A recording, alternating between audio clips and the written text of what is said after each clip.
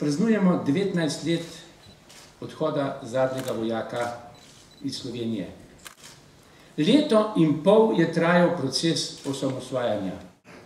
V tem osamosvajanju smo dejansko bili aktivno prisotni vsi prebivalci Republike Slovenije, ki smo se pred 20 leti, 23. decembra, kot je že rečeno, odločili za samostojno pot.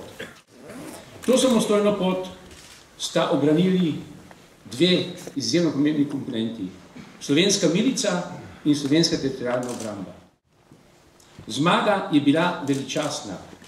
Poraženec, izjemno močan vojaški stroj, jugoslovanska armada, je klavrno zapuščal na današnji dan v večernih urah Slovenijo.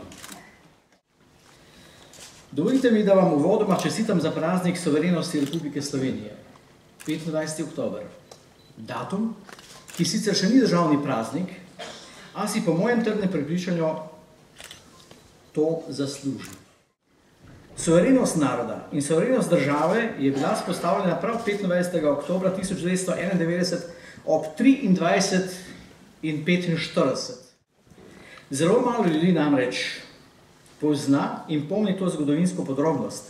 To je datum in točen čas, ko se je poslednji vojak poražene jugoslovanske armade vkrcal na marteški trajekt Venus in na trajekt jugoslovanske armade imenovan Po-9 in s tem zapustil slovensko ozemlje. Naj živi naša domovina Republika Slovenija, naj žive Slovenke in Slovenci, naj živi vsi narodi, vsi domoljubni ljudje, ki nosimo Republiko Slovenijo v svojih srcih.